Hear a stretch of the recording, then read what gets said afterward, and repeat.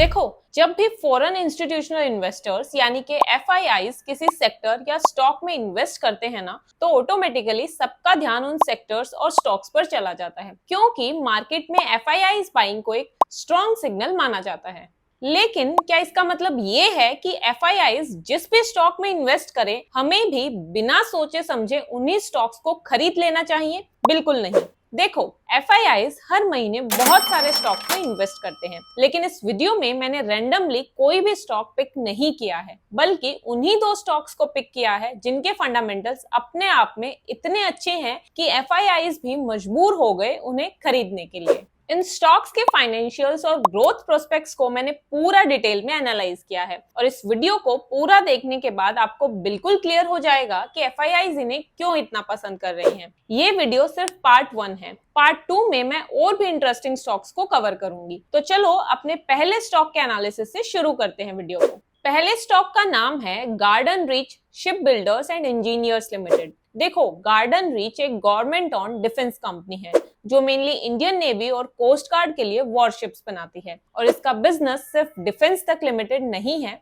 बल्कि ये specialised research vessels भी बनाती है, जो एक तरह की फ्लोटिंग लेबोरेटरीज होती हैं जिसमें साइंटिस्ट समुद्र के रिसोर्सेज और एनवायरनमेंट की स्टडी करते हैं। अब शिप बिल्डिंग के साथ साथ जीआरएससी शिप का रिपेयर और मेंटेनेंस भी करती है और पोर्टेबल स्टील ब्रिजेस भी बनाती है। तो ऑल ओवर जीआरएससी एक ऐसी कंपनी है जो इंडिया के लिए वॉरशिप्स तो बनाती ही है, साथ ही कमर्शियल प्रोजेक्ट्स और इंजीनियरिंग सॉल्यूशंस भी प्रोवाइड करती है।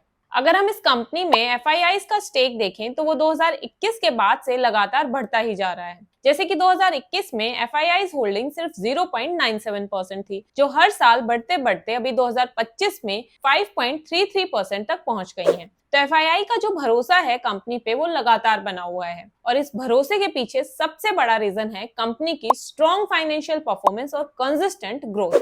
जैसे कि अगर हम कंपनी की सेल्स देखें तो कंपनी ने FY22 में 1754 करोड़ का रेवेन्यू जनरेट किया था, जो 2025 तक बढ़कर 5076 करोड़ हो गया है। मतलब 3 साल में सेल्स ऑलमोस्ट 3 गुना हो गई। इससे ये क्लियर है कि कंपनी का ऑर्डर एग्जीक्यूशन काफी स्ट्रॉन्ग है। फिर मार्जिन्स की बात करें तो 2022 से 2025 में जीआरएससी का ऑपरेटिंग प्रॉफिट मार्जिन 6 से 9% के बीच में रहा है। जनरली डिफेंस सेक्टर में मार्जिन थोड़े कम ही रहते हैं, पर अच्छी बात यह है कि इस कंपनी के मार्जिन इस 6 से 9% की विंडो में स्टेबल हैं। इसके बाद नेट प्रॉफिट देखें तो वो भी काफी अच्छा है। 2022 में नेट प्रॉफिट 190 करोड़ था, जो 2025 तक 527 करोड़ तक पहुंच गया, मतलब ऑलमोस्ट 3x की ग्रोथ। कंपनी का ईपीएस यानी कि अर्निंग्स पर शेयर देखें तो वो 2022 में 16.5 से इंक्रीज होकर अभी 46 हो गया है। इसका मतलब शेयर होल्डर्स के लिए भी कंपनी ने काफी वैल्यू क्रिएट की है। अब इन सभी नंबर्स को देखने के बाद एक बार ये और देख लेते हैं कि इस क्वार्टर में कंपनी ने क्या क्या अचीव किया है। सबसे पहले जीआरएससी ने इंडियन नेवी के लिए एक बड़ा माइलस्टोन अचीव किया है। कंपनी ने 14 अगस्त को अपना 3rd सर्वे वेसल डिलीवर कर दिया। सर्वे वेसल एक तरह की शिप ही होती है जो इंडियन नेवी को सी रूट की मैपिंग और नेविगेशन करने में हेल्प करती है। ये प्रोजेक्ट टोटल 4 शिप्स का है, जिसमें से अब तक कंपनी 3 शिप्स डिलीवर कर चुकी है, तो अब सिर्फ एक ही शिप की डिलीवरी पेंडिंग है। इसके अलावा जीआरएससी ने नेवी को first anti submarine shallow watercraft भी डिलीवर किया है। इस प्रोजेक्ट में टोटल 16 शिप्स बनाए जाएंगे, और इन 16 में से 8 जीआरएससी बनाएगा और 8 एक दूसरा पीएसयू बनाएगा। तो इसकी सबसे पहली डिलीवरी जीआरएससी ने ऑलरेडी कर दी है। एक और बड़ी अचीवमेंट ये रही कि 31 जुलाई को जीआरएससी ने नेवी को अपना फर्स्ट P-17 अल्फा फ्रिगेट भी डिलीवर किया है। ये अब तक का सबसे बड़ा वेपन प्लेटफॉर्म है जो जीआरएससी ने बनाया है। कुछ और अचीवमेंट्स बताऊं तो जीआरएससी ने इंडिया का first indigenous 30mm naval surface gun का pre acceptance trial successfully complete कर लिया है। ऐसा पहली बार हुआ है कि ऐसी गन इंडिया में ही डिजाइन और डेवलप हो रही है। और फाइनली कंपनी ने जियोलॉजिकल सर्वे ऑफ इंडिया के लिए 2 कोस्टल रिसर्च वेसल्स बनाने का कॉन्ट्रैक्ट भी साइन किया है। अब चलते हैं कंपनी की बैलेंस शीट पर। सबसे पहले कंपनी के रिजर्व्स कंसिस्टेंटली बढ़ रहे हैं। 2022 में 1143 करोड़ थे और 2025 तक 1965 करोड़ हो गए। इसका मतलब कंपनी अपने प्रॉफिट्स को रिटेन करके अपने फाइनेंशियल स्ट्रेंथ को लगातार इंप्रूव कर रही है। बोरोइंग्स अगर देखें तो 2022 तक डेट 0 था, लेकिन 2023 में शॉर्ट टर्म बोरोइंग्स 300 करोड़ से भी ऊपर चली गई थी। पर इसके बाद कंपनी ने अपने डेट को काफी कम किया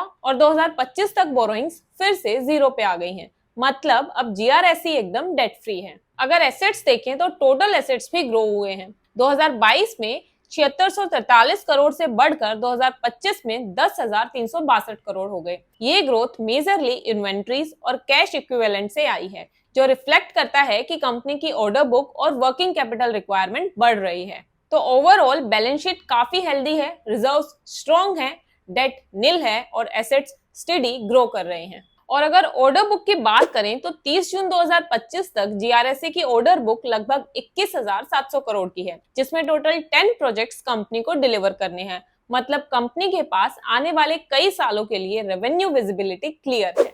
अब ये तो थी कंपनी की बैलेंस शीट और ऑर्डर बुक की बात। अब हम ये देखते हैं कि इस टाइम कंपनी का पी रेशियो कितना है, ताकि हमें पता चल सके कि स्टॉक अभी सस्ता है या महंगा।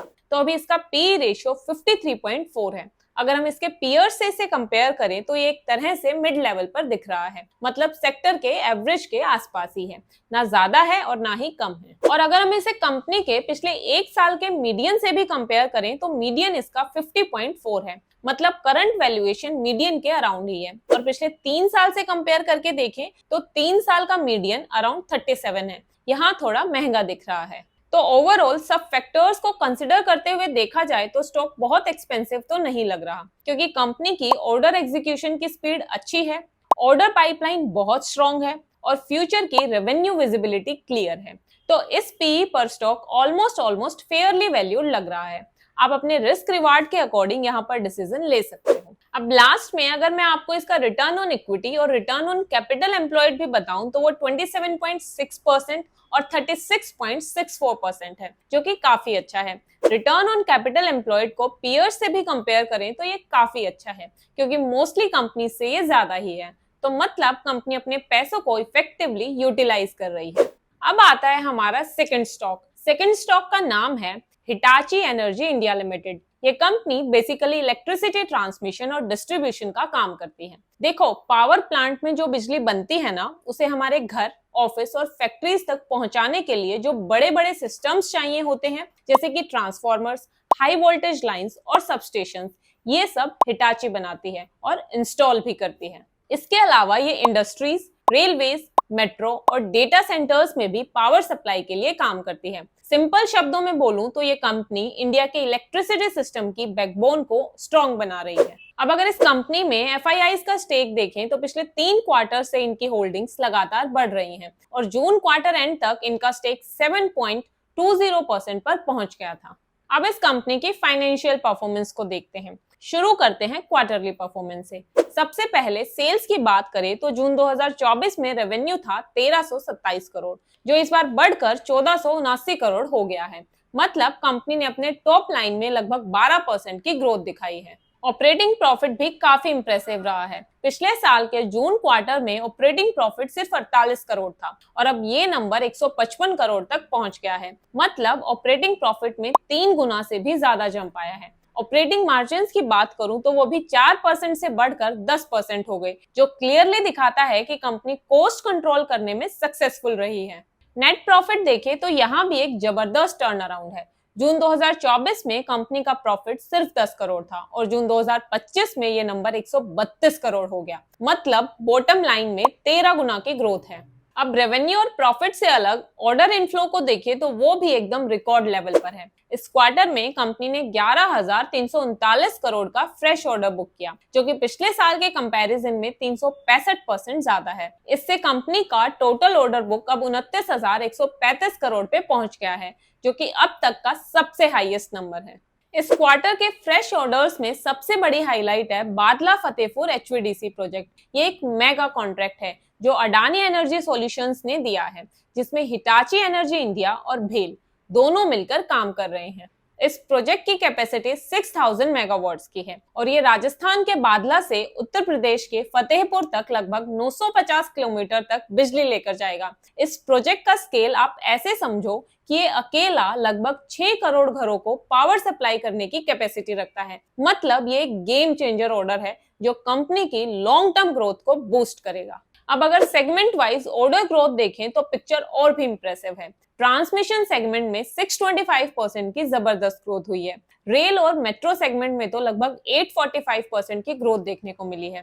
डेटा सेंटर सेगमेंट ने भी करीब करीब 100% का जंप दिखाया। इंडस्ट्रीज में 23% की ग्रोथ आई, लेकिन रेन्यूएबल्स, विंड और सोलर में 25% की गिरावट आई, जो मैनेजमेंट के अकॉर्डिंग सिर्फ टेम्पररी है और एक टाइमिंग इशू है। इसके बाद ईयरली परफॉर्मेंस देखें तो वो भी बहुत अच्छी रही है। पिछले साल के कंपैरिजन में सेल्स करीब 22% से बढ़ी हैं, ऑपरेटिंग प्रॉफिट 68% से और मार्जिन भी 7% से बढ़कर 9% हो गए हैं। नेट प्रॉफिट की बात करूं तो वो भी डबल से भी ज्यादा हुआ है। FY24 में कंपनी का नेट प्रॉफिट 164 करोड़ का था और FY25 में ये बढ़कर 384 करोड़ तक पहुंच गया है। अब नेट प्रॉफिट में इतना बड़ा जंप मेनली 3 चीजों की वजह से आया है। पहला, कंपनी ने हाई मार्जिन प्रोजेक्ट्स एग्जीक्यूट किए जहां नेचुरली प्रॉफिट ज्यादा था। दूसरा, ऑपरेशनल एफिशिएंसी इंप्रूव हुई, मतलब कॉस्ट कंट्रोल और प्रोडक्टिविटी बेटर रही। और तीसरा, प्रोडक्ट मिक्स स्ट्रॉन्ग रहा, डिमांड उन प्रोडक्ट्स और सर्विसेज में ज्यादा आई जहां मार्जिन हाई थे। अब अगर ऑर्डर्स की बात करें तो सिर्फ डोमेस्टिक ऑर्डर्स ही नहीं, एक्सपोर्ट्स में भी कंपनी कंसिस्टेंटली स्ट्रॉन्ग है। इस साल एक्सपोर्ट्स ने कंपनी के ऑर्डर बुक का करीब 25% कंट्रीब्यूट किया है। फिर इसके बाद सर्विसेज बिजनेस ने भी रिकॉर्ड परफॉर्मेंस दिखाई है। अप्रैल 2025 से कंपनी ने अपने सर्विस डिवीजन को अलग बनाया है और पहले ही क्वार्टर में सेगमेंट की ग्रोथ 90% ईयर ऑन ईयर रही। अब बैलेंस शीट पर भी एक नजर डालें तो 2024 के मुकाबले 2025 में कंपनी के रिजर्व्स 1351 करोड़ से बढ़कर 4205 करोड़ हो गए। मतलब कंपनी ने प्रॉफिट को काफी अच्छे से रिटेन किया है। दूसरी तरफ बोरिंग्स 214 करोड़ से घटकर 88 करोड़ पर आ गई हैं। इसका मतलब कंपनी अपने डेट को अग्रेसिवली रिपे कर रही है और बैलेंस शीट को और स्ट्रॉन्ग बना रही है। एसेट्स की बात करें तो टोटल एसेट्स 4707 करोड़ से बढ़कर 8613 करोड़ हो गए हैं, जो क्लियरली दिखाता है कि कंपनी अपने स्केल और ऑपरेशंस को एक्सपेंड कर रही है। तो हिटाची एनर्जी इंडिया ने स्ट्रॉन्ग नंबर्स दिए हैं, ऑर्डर बुक रिकॉर्ड लेवल पर है, फ्यूचर ग्रोथ की विजिबिलिटी भी क्लियर है। सिंपल शब्दों में ये company long term growth story में एक स्ट्रॉन्ग कैंडिडेट लग रही है। तो GRSE हो या हिटाची, दोनों कंपनीज के फंडामेंटल्स, ग्रोथ प्रोस्पेक्ट्स और फाइनेंशियल परफॉर्मेंस इतने स्ट्रॉन्ग है कि FIIs ने लगातार इनमें अपना स्टेक बढ़ाया है। लेकिन मैं फिर से याद दिला दूं कि FIIs बाइंग एक पॉजिटिव साइन जरूर है, लेकिन सिर्फ उसके बेसिस पर ब्लाइंडली बाय करना सही अप्रोच नहीं है। हमें हर स्टॉक को उसके फंडामेंटल्स, वैल्यूएशंस, ग्रोथ और रिस्क रिवॉर्ड के एंगल से देखना चाहिए, जैसा कि हमने इस वीडियो में किया है। Also, I do not recommend these stocks. Please do your own research before investing in these stocks. तो अगर आपको ये वीडियो अच्छी लगी है तो इसे लाइक जरूर करना। पार्ट 2 में मैं और भी इंटरेस्टिंग स्टॉक्स कवर करूंगी जिसमें FIIs ने अपनी इन्वेस्टमेंट इंक्रीज की है और जिन कंपनीज के फंडामेंटल्स स्ट्रॉन्ग है। तो thank you so much for watching. See you guys in next video. Till then, happy investing.